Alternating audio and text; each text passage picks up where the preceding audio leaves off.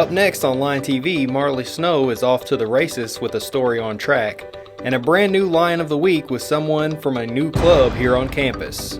And me, Jordan Jones, with your Men's SEC Conference Tournament information. All that and more, Line TV starts now.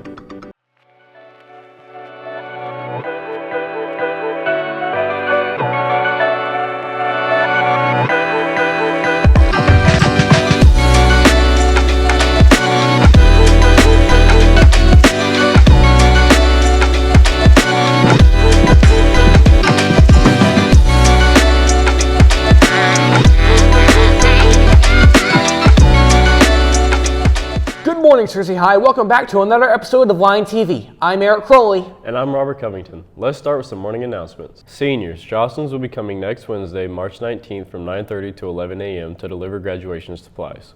Please make plans to be on campus at those times. Wilbur D. Mills Co-op is offering an ACT Prep Day next Tuesday, March 18th for students wanting to improve their ACT scores.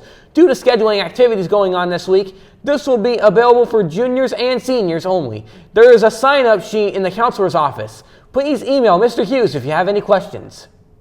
Discover various financial aid options to help you afford college. You'll find information on grants, scholarships, and loans for students in need.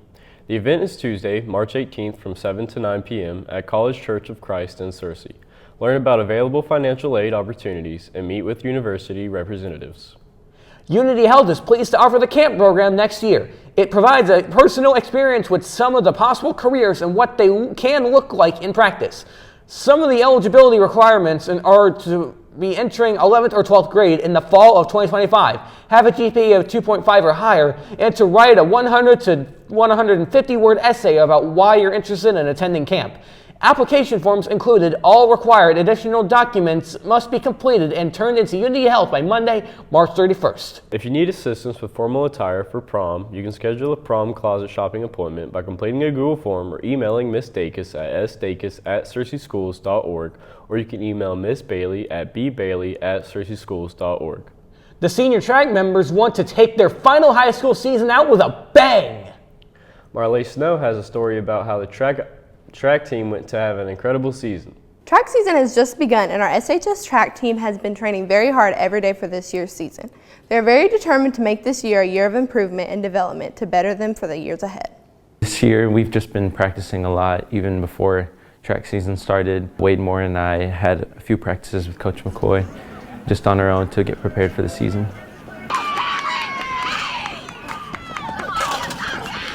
Mental strength plays a huge role in this sport as well. Going in with a positive mindset could potentially lead you to a greater outcome, rather than having a negative notation which could lead you to a negative end result.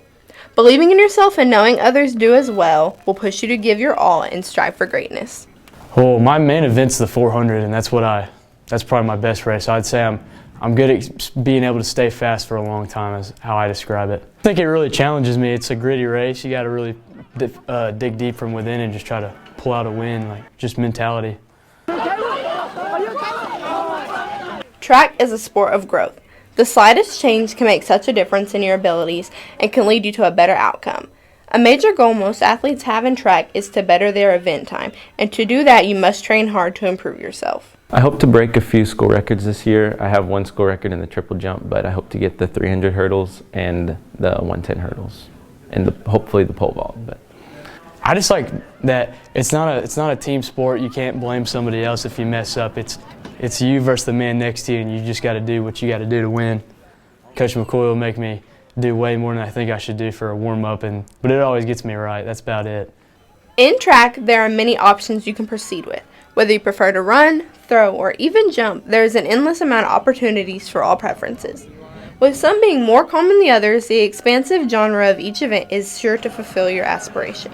I still feel like that I could have a little bit more endurance in my races, and that's one thing that is keeping me from achieving the school record times. But consistency is another factor that makes up a great athlete.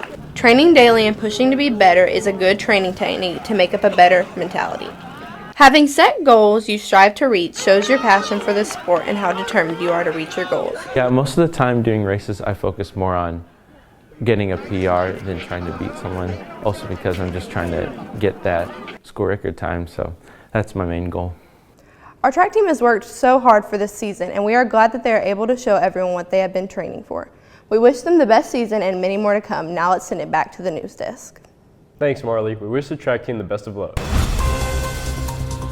An arrest operation has led to the apprehension of 27 individuals. They were accused of transporting large amounts of fentanyl, methamphetamines, and cocaine in Central Arkansas. Federal and state agencies were involved in a series of arrests in Pulaski County on Tuesday, March 11th, in light of an ongoing drug trafficking investigation. Following the arrest, a federal superseding indictment was unsealed today, specifying Eric Dillard, 44, and Jimmy McDaniels, 49, both from Little Rock, as heads of the drug organization. A third appellate court has upheld and blocked on President Donald Trump's executive order limiting birthright citizenship. The First Circuit Court of Appeals made the ruling Tuesday, denying a motion from Trump's legal team to immediately overturn a block issued by a federal judge in Massachusetts. Trump's executive order would block automatic citizenship for any child born in the U.S. to someone who is in the country illegally, as well as children born to someone with temporary legal status if the child's father is not a citizen or legal permanent resident. Roughly 24 states have sued over the executive order, which they say violates the Constitution's 14th Amendment promise of citizenship to anyone born inside U.S. borders. But Trump's legal team argues the amendment, ratified 157 years ago after the end of Civil War, only confers citizenship to people born under the jurisdiction of the United States, and they say jurisdiction isn't always the same thing as being born on American soil. A potent storm system is expected to pour heavy rain on western states later this week before rumbling into central United States, where it could spawn tornadoes in the south and dump heavy snow across parts of Great Plains and upper Midwest, creating blizzard conditions. The ominous forecast comes as temperatures hit record highs in the parts of central U.S. after an active few days of weather across the nation. A possible tornado touched down in central Florida on Monday morning, tearing past a local television news station as its meteorologists were live on the air. No injuries were reported.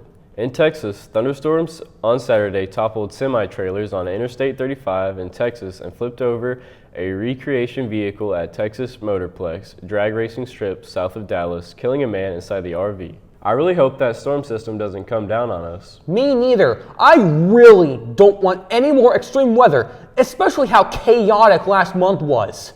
Well, let's send it over to Samuel Stubbs to see if the weather is going to stay this nice or not. Good morning, Searcy High. I'm Samuel Stubbs here with all your weather updates for the week. Today we have a high of 77 degrees, partly cloudy skies, 24% chance of rain, winds out of the south-southeast at 22 miles an hour, humidity at 68%, and your sun rose at 7:18. Looking ahead to tonight, we'll have a low of 43 degrees, some scattered thunderstorms, 49% chance of rain, winds out of the south-southwest at 19 miles an hour, humidity at 73%, and your sun will set at 7:13. Looking at the almanac, high of 84 is our biggest high for over this last week, low of 31. Monthly average of precipitation 5.07 inches, your month to date at 1.49. Going ahead here and looking at the 5cast, Saturday a high of 71, low of 44, and a 24% chance of rain. Sunday 61 for the high, 36 for the low, and a 2% chance of rain with mostly sunny skies. On Monday, a high of 70, low of 50, and a 2% chance of rain with some beautiful sunny skies. Tuesday, a high of 75, a low of 55, and only a 1% chance of rain. And on Wednesday, a high of 71, a low of 40, and a 24% chance of rain. Weather looking much better than it has these last few weeks, a lot warmer, and hopefully those severe storm threats are going down. Thanks, Samuel. All of this weather talk is making me hungry. How about you, Robert? I'm pretty hungry too. Let's see what's for lunch today. Today we're having boneless chicken wings, carrot and celery sticks, sausage and cheese calzone, classic chicken sandwich, Chicago-style beef hot dog, beef nachos, fresh carrots, and milk.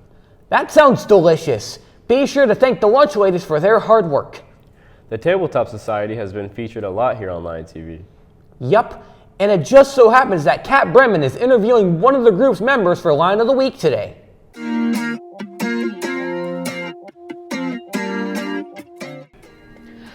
Welcome back to another week of Lion of the Week, and our special guest here today is Alec Ireton. So Alec, why don't you join Tabletop? I really like board games. I think, sometimes I need a little bit of break from video games, do something that's, actually, physically in front of me. Not to mention, I like playing stuff like Dungeons and Dragons, one of my favorites. And are there any challenges when it comes to tabletop? Mostly when it comes to board games, it's okay and fine. But when we do D&D, there is quite a few number of people because it's very popular. Okay, 16. We need 2 more. roll yet because it's not. Okay, and what does a regular day of tabletop look like? Usually we're gonna go to Mr. Hodges' classroom, then we'll like move around the desks, sort of like, in a line. People who are not playing D&D will go towards like the lab tables to play whatever board games they want, while the people who play D&D will like be, near Mr. Hodges' front desk, with all the desks, put in a line. Okay, and when you first joined tabletop, what were your first thoughts? I was really excited. I really like D&D, and the first time I ever played it, it didn't really go so well. I was ready to take another chance at it, and so far it's been really great. Okay, would you recommend to tabletop to any other students? If so, why? Yes, I would recommend it. There's a lot of creativity. You definitely are in person, usually talking with other people. It brings out a lot more communication. You can meet lots of friends there, all that sort of stuff. And finally, what do you think about the other students in tabletop? I think they're all pretty great.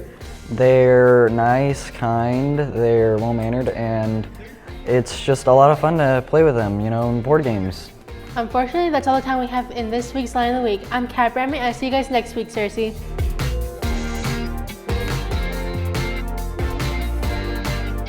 Thanks, Kat. That club seems really interesting.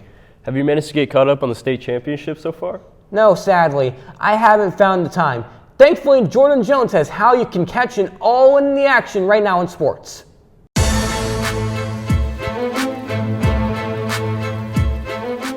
Happy Friday, Cersei. In local sports, our SHS soccer team had their second conference match of the season yesterday, and we will have scores and highlights for you next show.